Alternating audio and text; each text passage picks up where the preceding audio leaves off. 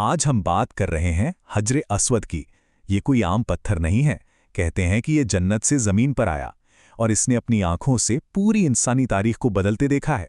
ये अल्लाह के घर के एक कोने में सदियों से महफूज इतिहास का एक जीता जागता गवाह है।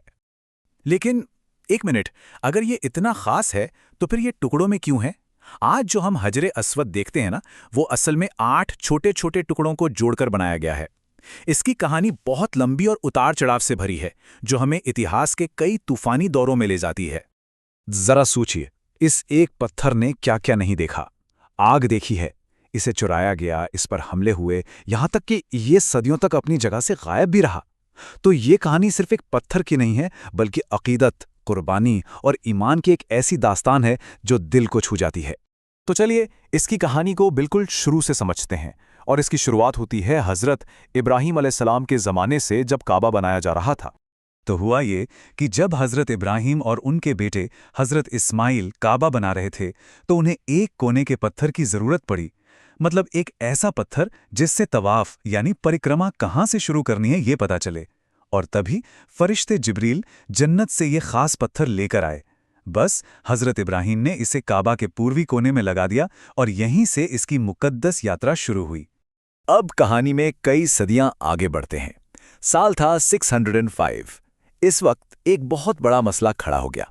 हुआ ये कि काबा को आग और बाढ़ से काफी नुकसान पहुंचा था, तो उसे दोबारा बनाने की जरूरत पड़ी। लेकिन इसी काम के दौरान एक ऐसा झगड़ा शुरू हुआ कि कबीले जंग के लिए आमने सामने आ गए। तो काबा तो दोबारा बन गया, लेकिन असली झगड़ा तब शुरू हुआ जब हजरे अस्वद को वापस उसकी जगह पर रखने की बारी आई। मक्का का हर कबीला चाहता था कि यह सम्मान उससे मिले, और बात इतनी बढ़ गई, सोचिए जरा, कि लोगों ने तलवारें निकाल ली। बस जंग छिड़ने ही वाली थी।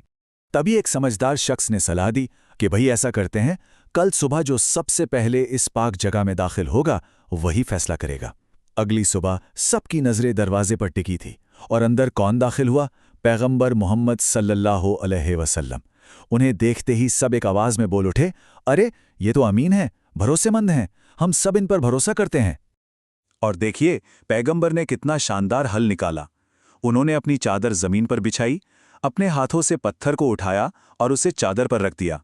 फिर उन्होंने हर कबीले के सरदार को बुलाया और कहा कि सब मिलकर चादर का एक एक कोना पकड़ें और उसे उठाएं। जब पत्थर अपनी सही जगह पर पहुंच गया तो उन्होंने खुद उसे दीवार में लगा दिया।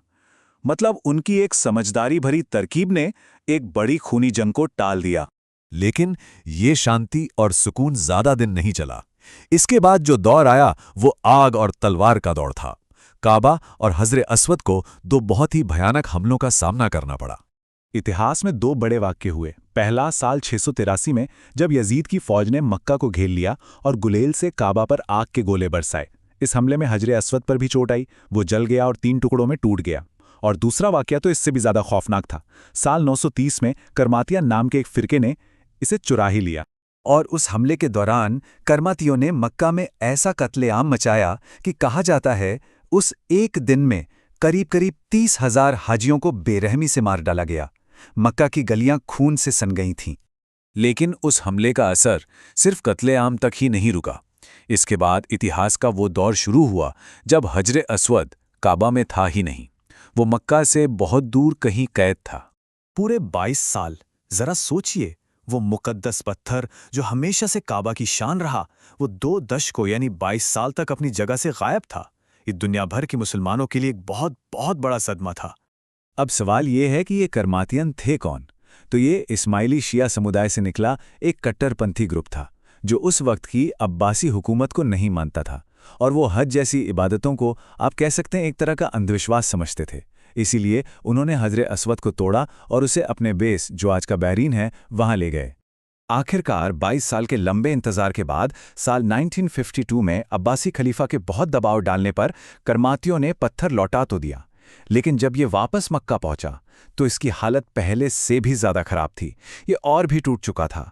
तो इसकी वापसी की खुशी में ना एक दर्द भी था। और बस यहीं से हमारी कहानी का आखिरी हिस्सा शुरू होता है। पत्थर वापस तो आ गया था, लेकिन टुकड़ों में। तो अब सबसे बड़ा सवाल ये था कि इन टुकड़ों को सहेज कर कैसे रखा जाए, और आज के दौर में ये पत्थर हमारे लिए क्या मायने रखता है। सदियों से इसकी हिफाजत के लिए बहुत कोशिशें हुईं। सबसे पहले मक्का के कारीगरों ने इसे एक चांदी के फ्रेम में जोड़ा। बाद में भी इस पर हमले की कोशिशें हुईं। एक बार तो किसी ने हथौड़े से वार कर दिया, लेकिन हर बार इसे बचा लिया गया। फिर उस्मानी सुल्तानों ने वक्त वक्त पर इसके लिए नए फ्रेम बनवाए और आज सऊदी सरकार ने इसे एक बहुत मजबूत सीमेंट और चांदी के मिक्सचर से बने फ्रेम में एकदम महफूज कर दिया है। तो आज जो हम हजरे अस्वद देखते हैं वो असल में 8 छोटे छोटे टुकड़ों से मिलकर बना है। इन टुकड़ों को एक खास खुशबूदार मसाले जैसी चीज से जोड़कर 20 गुणा 16 सेंटीमीटर के चांदी के फ्रेम में लगाया गया है। इसका गहरा लाल और काला रंग हर साल लाखों करोड़ों हाजियों के दिलों में उतर जाता है।